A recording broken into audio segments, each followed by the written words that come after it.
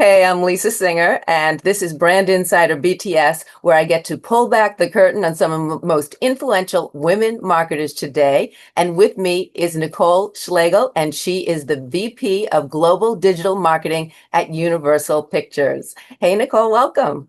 Hi, Lisa. So nice to meet you. I'm really excited to chat today. Yeah, I am too.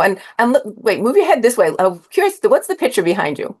That is me. That is, oh my gosh, my wedding photo. I tilt Oh it my with God, I my husband. We got married on the beach that's, in Santa Monica. Yeah.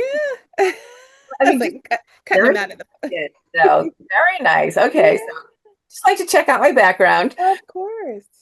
So anyway, I want to get into, as I always say, I do my snooping. And I noticed on your LinkedIn About section, you wrote that it's your passion to continually push the boundaries of what's possible in the world of entertainment marketing, which is obviously what you do at work. Well, I want to ask you, what does it mean to you to push the boundaries, not at work, but just in life in general?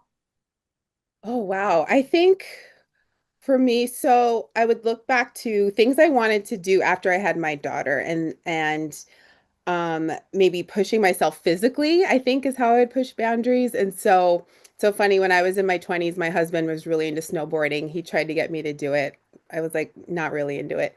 And now he's like a scuba dive master. I'm not into that, but I have with my daughter taken up snowboarding in my 40s, which so that is it is so hard and it's so fun. And she's into skiing, I'm into snowboarding, and it is painful and it's just something I wanted to prove to myself that I could do. And so it's like physically pushing myself and pushing boundaries and going back to dance class. I used to take dance constantly from when I was in high school through college and after college. And I'm like, you know what? I want to go do dance classes again. And so trying those. And I mean, I think I pulled my Achilles last time. Like, it's a lot, but I feel so good afterwards. And then, get in the hot tub and then it's a lot better. But I think it's physically pushing myself. As we get older, we need a little bit more hot tub time. Exactly, exactly. Past it. So I'm curious in terms of the snowboarding. Were you a skier before that, or No, no, not at all. Not at all. I think I tried it once when I was 10 and I hated it. And then my husband is so outdoorsy. And so just trying to do things he likes, we're so opposite. I'm like, let's go to a movie. He's like, let's go camping. So, trying to meet him in the middle where I can. It's just funny though, because now that I'm into snowboarding, he's now into scuba diving. So it's like, to sync up a little bit? But exactly. your daughter is getting kind of both worlds, that the physical and then also can go to the movies, of course. So you need. Exactly. All right. Well, I'm looking at your career, and what strikes me, well, one, so you started as a talent agent, and then you worked in publicity for I think a couple of places, but until then you were hired as a temp at Universal Pictures in the publicity department. Okay, now 18 years later, you are VP of Global Marketing.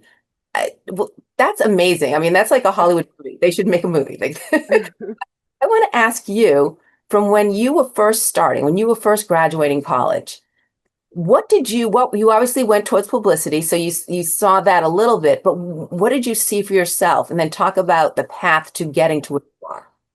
Right. So I mean, I started in the mailroom at a talent agency. And so I grew up out here in LA, went away to college. I always knew I was going to come back and wanted to work in entertainment. And I thought I wanted to be a producer. And Okay. then when I was at the talent agency, I worked for two literary agents who repped producers and directors and writers. And I saw it took so long for projects to come together. I had no idea it took that long. It can take years, sometimes decades. And so um, I it's funny, like I actually had never thought about marketing. And one of our writer clients went and got a real job because he wasn't selling scripts. We were both 23 at the time, at Sony in marketing, actually, in digital marketing specifically. And he was like, hey, there's a publicity opening over here. He's like, I think you actually might like marketing. I know you don't want to be an agent really. And I was like, well, I've seen Entourage. I think I know what a publicist does. Like I was so out of the loop. But yeah, and so I kind of tried marketing and I was at Sony just for a few months and then I went into personal publicity and worked for a publicist, and we worked with a lot of like A-list celebs, which was really cool and so grueling. It was like, 7 days a week. It just doesn't stop. And I just really liked working on marketing campaigns with our clients, and I wanted to try it from the studio side again. And so got to Universal, and the only job was a temp role, but it was in publicity, and I got to use my writing skills, work with press, and I love, love, love movies so much. And so it kind of just all fell together, and I learned a lot and did that for 5.5 years and moved over to digital. And so I've been there for 18 years, which is crazy. It went by so quickly. Like I know what's great is I feel like I'm learning every day still, even though I've been there for a very long time. Well, what I love is too, and what's unique is the fact is you don't necessarily see, never mind in the entertainment industry, but in marketing either, that someone stays in the same position, especially who's achieved your level for that long. Sometimes usually you kind of have to go to another place to then get to another level, and you Right. rise through the ranks, see whatever up to talk about, because that's a challenge, I think, and that there's a skill to that. Like someone starting out usually thinks, okay, I have to go from one to the next to the next. But if you like a place and you can stay there, how were you able to maneuver it and to have people see you with, the what you wanted to become and then work your way up that way?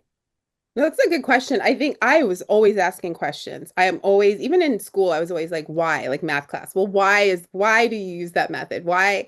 And so that's how I just continued to learn like I do now. I'm like, why did we make that decision? Why is the creative going in this direction? And so I'm so curious. And I was always talking to other departments, always asking what people are doing and figure out how it ties into our campaigns and how I can help amplify it in some way or be an ally and help out. And so I think that's what helped a lot was I think talking to different people in different departments in marketing and just getting to know everybody and just being so passionate. And I was constantly suggesting ideas for things too. Like if we had a junket coming up or, an interview opportunity, like, oh, maybe like we could do it at a training gym with this actress because she does her own stunts, kind of, just always trying to suggest creative ideas and chiming in and not, I listen a lot too, but I wasn't too afraid to chime in when I thought it was appropriate. And so I think that just helped. And people saw I guess, my eagerness and my willingness to want to really learn and move up and just be helpful. And so I think that's helped a lot. Well, and I think that just stepping up, as you said, I mean, that's such great advice. And I think as women, especially, it's not, sometimes voicing things is difficult. It's not always easy. You kind of want to sit back and watch and but which there's times for that. I'm not saying there aren't, but you were also listening and watching and then stepping up when you had something to say and Right. that was noticed. What do you say to that person, that young girl starting out that says, I'm afraid to raise my hand. I'm afraid to sort of speak out. Like, how do you get that first sign of courage? Oh God, oh man. I think well, hopefully you're being brought into rooms where there's opportunities to speak up and people are extending their hand and so or an extra seat at the table. And I think it's um oh my gosh, just having that courage or having someone in the room who you're seated next to that is encouraging you. Talking with someone beforehand too, and let them know like I really want to talk, but that room's intimidating. What should I do? And maybe that person can throw to you if they know that you have something to say about a specific topic. So I think having a mentor or a sponsor or a colleague that really can support you, that's so helpful as well. But it is, these rooms they're intimidating. We have meetings where there's like a huge long conference room table and sometimes it's the same kind of five people chiming in. And what's great is our leaders are constantly asking the rest. He's like, anyone else, like, please chime in. No idea is too small. Like, we want to hear from you. Like, it's so valuable to have people who've been there as long as me or longer, and like even all the way down to the pages and the interns who are just there for a few months. Their thoughts are so valuable to our business. And so I think what's great is our leaders encouraged speaking up as well. Well, that's no, that's so nice. You don't always see that in an organization. So it's really nice to have that kind of atmosphere. Right. So, and I think it's a great point. Find your allies where you, or the mentors or how you want to and be able to move forward. Yeah. What do people get wrong about you when they first meet you? I think they're surprised when they see me and they hear my name is Schlegel. Like that's the first thing. Because my maiden name was Wilson. My husband's Irish and German, so that's always the first. I think too, um, I would say I maybe look younger than I actually am, and so that sometimes might get mistaken for not having as much experience, or not maybe people assuming I'm not as knowledgeable about something as well. And so there's a little bit of that overcome sometimes if I'm in a new room with people that don't know me.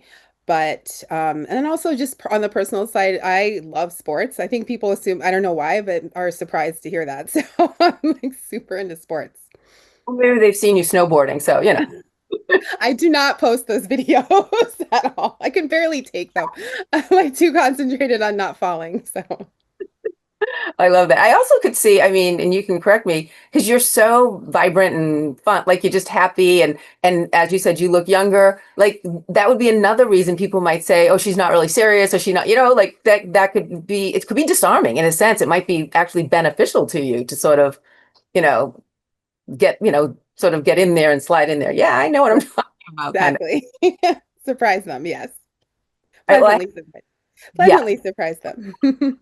Oh, definitely. Well, no, I mean, to be honest, knowing your title, and now this is the first we're meeting, and I'm surprised that you're so charming and so like just fun-loving kind of thing. And it's not to say that people can't be that at certain levels, but you do think, oh, well, it's going to be serious, or it's going to be, so. So anyway, just throwing in my little 2 cents, Oh, but thank you. say congratulations. You were invited to become a member of the Academy of Motion Pictures Arts and Sciences. I mean, that's huge. That's like very prestigious. It's usually for Oscar nominees or Oscar winners, of course, but they do have other criteria. And I don't want to get it wrong. I don't want to speak against the Oscars because I want to say exactly what they look for. They look for people who demonstrate a unique distinction or an outstanding contribution to the industry. And obviously I mean, I'm assuming you don't have an Oscar on your mantle somewhere. So, No, I wish. I don't know what it would be for, but maybe my back in my dream of being a producer. Maybe that's what it was. well, so that's amazing that, you were chosen for that. So I want to ask you, when you say unique distinction, what do you think is unique about Nicole? Like when people look back, people you work with, what do you want them or think that they'll remember about you? I mean, I would hope they remember, and something that I've worked on in my career and just in general, like having kind of like a executive like a presence in the room, being a really good communicator. I think for me too, whenever we have an intern or a current student and they ask about hard versus soft skills, and Mhm. the hard skills being like I can code or I'm a graphic, and then for me it is the communication and how you make someone feel once you meet them and when you part from each other. And I think people remember so much how you make them feel and how you communicate with them. And so I lean into those. I tell the students, like, do not ignore those soft skills. They are so important. And so I hope people maybe think I'm poised when I'm in meetings. And that kind. I tell that to my daughter, like, be kind. It's so important. And then I'm passionate. Again, like I was saying, I'm a huge avid moviegoer. I hope people remember how much passion and love I have for the theatrical business as well. And that I hope they think I know what I'm talking about. So yeah, those Yeah. are a few things. Well, one, I'm sure they do, given, well, the Oscars, there you go. They obviously see that. But also, as I said it sort of earlier, I get what you're talking about. You are very engaging. You make people feel comfortable, or you've made me feel comfortable. So I'm assuming that carries out with your employees, your team and who you're working with. So yeah, I could totally see that. So, very cool. All right. I want to play a little game now. Okay. All right, so obviously Universal Pictures has many movies in their, vault. I want to go back to the movies that were popular you've been there 18 years, so Yeah. each year of your different roles, I'm going to pick a movie, say the tagline, and then I have a question for you there, okay? Okay. All right, so in 2007, that's when you were hired as the temp in the publicity. Yes. Okay, so Evan Almighty was one of Universal's bigger films that year, and their tagline is, or was, God's greatest gift to mankind is a sense of humor. So I want to ask you, what is your greatest gift to mankind? Or what do you think is, not yours, but what do you think is the greatest gift to mankind? I mean, I would hope empathy, because I try to lead with empathy. I try to take into account what people are bringing and how they bring their authentic selves to any situation, whether it's work or a party or an event or something where you're communicating with other people. And so I really hope everybody can be, empathetic and kind of put yourself in their shoes, or at least not judge at first. And maybe, if someone is coming and they're maybe not in the greatest mood, or they're something's annoying them, or and it's kind of like taking a step back, like, oh, okay, they might be having something else going on, and let me give them some grace and give them room to either share that or at least maybe chat with them about it later. And so I just empathy, I think, is a gift that I hope more people and would strive to have. Yeah, no, I agree. I think we can use more of that today for sure. So I completely agree with you. Okay, so in 2013, that's when you moved on to the digital marketing coordinator position. And Universal's big film that year, or one of them, Fast and Furious #6. Their tagline was All roads lead to this. So I want to ask you, was there a defining moment in your career path or your life that you went one direction instead of the other? And you really credit to that, or you see that that's what ultimately brought you to where you are today? Yeah, I would think that that career pivot. So I'd been doing publicity 2.5 years prior to coming to Universal. And then so when I got to Universal, there was 5.5 more years of publicity and working with press, writing production notes and literally messengering VHS tapes to Jay Leno for us. And I loved that job. I loved that I worked on every title re-release. I could have done that job in my sleep because I feel like I knew it like the back of my hand. And when I got approached to move over to the digital department, they had started off very small and they were expanding. And the two heads of the department at the time asked me if I was interested in interviewing and moving over. And I had like Facebook. I was very resistant to Instagram for the longest time. And so it was really daunting. But a big part of me wants to just have that broad marketing knowledge. And I saw that where digital was starting to head and how important it was becoming. And so I took a huge pivot and it almost felt like starting over. I moved over to be a coordinator in the digital team, and it was like going to school again. Like I knew nothing about even how I'm like, how do you upload a video to YouTube, and how do you build a website, and how do you give creative feedback on banners and social content and Snapchat lenses? Like all of those things were so new to me. And again, it was like going to school, but I'm so glad I did that because now I just feel like I've, again, just the publicity knowledge and now the digital knowledge, and literally everything's digital now. That's how we reach the majority of our audiences. And so I think that was a big road I took. Yeah, no, I mean, and like you said, digital, how can you can't do anything now without having some sort of digital knowledge at this point, Right. especially in your industry and your career. Okay, 2021, we become VP of Global Digital Marketing.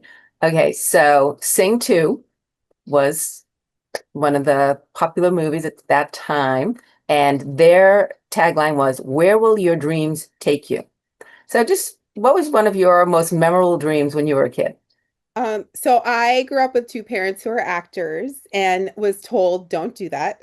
So my twin brother and I were raised like watching our parents on set, but being told like please do something else and do maybe be a producer or writer or like work behind the scenes. And so I think a dream I always wanted to be in the entertainment business, which so it's awesome that I've you know can been able to make that come to life. And my mom, when she first got an acting contract, she grew up in New York and then came out to LA. Her first contract was with Universal in 1972, and so that was like pretty cool that that's where I have been and ended up. And so she loves that. um and so I think And again, at one point I thought I wanted to be a pediatrician or I wanted to be like Tyra Banks and be a supermodel. So those dreams kind of went out the window. But the entertainment one was kind of always that umbrella. Like it was always something I wanted to pursue. All right, very cool. I have to, for one, I have a twin brother as well. So we're Oh my both, God. what are you? Are you older, younger? He's 2 minutes older than me. I'm So 3 minutes older than my brother. Oh no, 3 minutes. I'm 3 minutes older than my brother. yeah, I love that. Yeah, Yeah. very cool. So Okay. fun. We're lucky. I think having that's so special, that relationship. And we used to literally try to kill each other, like holding pillow over your head and now we are so close. He actually moved to Germany like 10 years ago and we were WhatsApping for like 45 minutes this morning. We try to chat all day. He'll leave me like funny messages almost every day. So No, yeah. I love that. We were very protective growing up. Like there was the closeness there, and there was definitely something. And we're still close, but it's not. We're very different. So we're Yeah. close. We still always see each other, and but like a lot of times it's like, okay, we're gonna fight a little. So there's a little bit of that too, but Right. it's all love there. So it is a special bond. So I definitely agree with that. Okay, so well, and also I need to follow up, which you can tell me to move on. Who are your parents? Do I know them? Do we know them? Oh my gosh. So my dad passed when we were 11, but his name was Teddy Wilson and he did a ton of TV. He was a character called Sweet Daddy on Good Times. He and my mom met on the set of a show called That's My Mama Uh-huh. in 70 something. And my mom, her name's Joan Pringle. She was, in a soap on NBC called Generations. She was in a show called The White Shadow that is hugely popular among guys who like sports. So, because it's Ken Howard's show. Um, yeah, and she's like she's like 80 now, and so she's semi-retired. The last thing she did was she was in Lost City. She had a smaller role in the Sandra Bullock film a few years ago, which was cool because I love Channing Tatum and I love Sandra Bullock, so I was very jealous that she got to be in that. But yeah, and she's just so artistic, constantly writes every day. She's still so creative, and she's still writing like a one-woman show. She just spends her day being Um, artsy. Yeah, I'm sorry you lost your dad so young, but that's just, I think it's great that you had that surrounding you, and and so obviously you can see how it influenced you, but you just went to the business side of things as opposed, exactly. but I'm sure the creative sneaks out here and there. We try, especially on social media, like cutting, editing, storytelling. So For sure. yeah, Okay, yeah. so there's a couple of movies that I just thought they were kind of cute taglines, so I'm just going to throw them in there before we'll go. We'll just do one or two more. Okay, so one is in The Trolls, another film. Find your happy place. Where is your happy place? Oh, movie theater. 100%. That and somewhere really beautiful. When my brother and I were younger, from age, I would say 5 to about 7, we moved to Antigua. So we lived in the Caribbean for a few years, and my mom's whole side of the family is all Jamaican. And so just always been like very um beach and island life. And so anywhere where I can be and it's just beautiful, that's also my happy place. But the movie theater. It's so close to I'm an AMC A-lister. Like I will go. I try to go at least once a week if I can. So Popcorn? popcorn, Sour Patch, that's the number one. I'm And the then popcorn. okay. You got to answer. First of all, butter and salt. Yes. Do Yes, you, yes, yes. do you fill it halfway and then put some butter and salt, and then the other? No, I get the cardboard box that I say is for my daughter, but it's really so I can mix it and then I'll like give my daughter half of it. But yeah. No, I'm like, okay, just fill it half, please. I'm like everyone's nightmare, and I run to the. So anyway, I just you had to know that for you can't be in the movie without the butter popcorn. Okay, last one. Puss in Boots' Last Wish.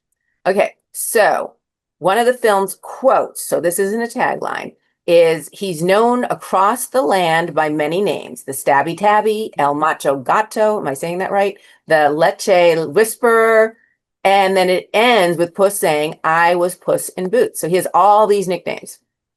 Do you have any nicknames? Did Oh well, yeah, everybody growing up, even now, I went by Nikki. I still actually prefer that, and so sometimes I'll introduce myself as Nikki but I'll do it in front of coworkers, and then I'm like, it's Nicole, but it's actually Nikki. And then they're like, "Do you know your name?" And so, because I'm so used to my husband, my whole family, all of my college friends, all they all call me Nikki, and so or Nick or Nickster, and so, but for once I get to know someone, I'm like, I actually prefer Nikki. So yeah. Cool. So can I start calling you Nixter? Oh yes, you can. Yeah, my mom and my aunt call me Nickster. Yeah. So if you could rewind and relive just one day of your life, what day would that be? Ooh. I mean, having my daughter, I can't not say that. I would say that was pretty amazing. To see like a new life come into this world. But and getting our my wedding, like wedding on the beach was beautiful. And then work-wise, I have to say I worked on the Oppenheimer campaign. And so I got to watch the Oscars at our company had a party and we had a watching party. And so watching Oppenheimer win like 7 Oscars after we'd worked on this campaign for at least, I think it was like a 2-year thing if you count from like the day I read the script to the Oscars. And so Mhm. that was, in all my 18 years, I'd never worked on a Best Picture campaign, or movie that won Best Picture, I could say. And so that was like career highlight was watching that and just all of everybody's hard work, the filmmakers, the entire crew, and then marketing Oppenheimer was like a behemoth because you think it's like it's Christopher Nolan who's incredible, but it's also about a scientist who, obviously created one of the probably the most important things that happened in the world, which is, nuclear weapon. But it's also a lot of guys talking in rooms, and some of it's in black and white. And so we're like, oh gosh, and this isn't his Dark Knight. This is like a drama, a biopic. And so just that challenge that we all took on and to see it end with with a bunch of Oscar wins, that was really cool. Well deserved. It was such a great movie. I'm curious, as one of the marketers, how did you feel about the whole was it Oppen Barbie or Or uh, Barbenheimer. I'm totally saying it the wrong way. Barbenheimer. Like, is that like, oh my gosh, this is awesome. You love it because anytime you get the name out there like that, or like, what were your thoughts? I think anytime fans can market your movie for you and take it on like that is such a blessing when you have something that hits the cultural zeitgeist like that. And for us, our film Oppenheimer, it's such a serious subject and it's very obviously it's controversial. It's, you know, it affected hundreds of thousands of people. And so we had to be so careful with being serious and really leaning into the prestige of the film and the filmmakers and the incredible actors and all that. But we weren't a let's make a meme kind of campaign. And so I saved all of those memes because I thought some of them were hilarious. And I just watched kind of from afar and we didn't engage. But again, like it was so cool to be a part of something that people still refer to. Like every summer the people are like, oh, what's the next Barbenheimer? And so I'm like, I worked on half of that. So yeah. People talking about it all the time. So it really built in your own, advertising in a lot of Right. ways, to help with that. And it maybe lighten it up a little, which is not an easy movie to lighten up. Right. And it's a summer movie too. Like that's, people, if you think in general, you're like, oh, summer blockbuster, it's something I'm gonna go have fun. And it's, I wouldn't use fun to describe that film, but it's like beautifully shot and the acting is incredible. And it's just, I saw it in IMAX like 5 times and it is just, you're just jaws open with how wonderful that film is. So, yeah. Mhm. Very cool. Okay, so aside from being a pro snowboarder, is there something that people may be surprised to know about you? Maybe you have, it could be inconsequential, maybe not, but it's sort of a hidden secret or hidden talent that you might have. Oh man, I don't really have a hidden talent. I guess I would go back to the love of sports. I was a college cheerleader. Not a lot of people know that unless it's college basketball season. And then I went to Duke and I am Oh, insane Duke fan. So once you know me, people are like, oh yeah, like that's not surprising. But I think, I don't know if there's like an assumption about college cheerleaders, but at Duke, like I went back a few years for homecoming. We did a cheerleading reunion and I met the squad at the time, and all of those beautifully smart women, they're all literally like bio or engineers or like just way smarter than me. Like they were just like, oh no, I want to be a bioengineer when I graduate. I was like, oh my God. Like, so they're like he's just smart, but they're also like athletic and really into cheering on like not just football and basketball, but like pretty much all the sports that Duke has to offer. So yeah, that was a really great experience. I love that. It was probably one of my favorite 4 years of my life was being at Duke and being on Nice the to court. and oh my gosh, you can't not be a basketball fan, I'm assuming, and go to Duke. Exactly. It's like a religion So, there. right. I have to ask, but not the movies. This is going to be at home. What is your guilty pleasure? Like when you just want to, and again, we'll stay away from movies because we already know that's there, but maybe you're, eating a full thing of Haagen-Dazs or whatever, like, or whatever that may be. What is your guilty pleasure? So I went to Target earlier. I got the king size Sour Patch. Oh my It's like the size of my face. So that I have such a sweet tooth for sour candy and chocolate. And I can the I can binge watch reality television like nobody's business. I don't watch all the shows clearly, but there are some like Love Island that last season. I just restarted watching America's Next Top Model. I don't know why it like took me back to when I was like 23, but I have such a like love for reality TV and I think it's almost comforting in a way because there aren't like crazy stakes and you can kind of have it on in the background and while you're working or whatever. So It's just I mean I've never been into reality, maybe because when I was in news I didn't necessarily want to cover it, so I sort of backed away from it. But no, my brother, oh my gosh, my not my twin, my younger, he like America's Top Model. So when I've been visiting, I watch it and I get into it. It's not that I don't see the appeal, but I just, so I completely understand that. It's just something that's enjoyable, but you have to have your Sour Patch. Is it that do you just eat them alone or do you mix them like in ice cream or like I eat them so, I mean, my to the point where my tongue just hurts. It's like, like stop eating that. But yeah, no, I'll just eat them plain with like my husband loves LaCroix, like seltzer, just lime float. So I'll like have that with like a seltzer water and just love it. daughter eat them with you? She'll eat them occasionally, but they're like, oh my God, mom, you just ate that whole bag. So, No, get your own.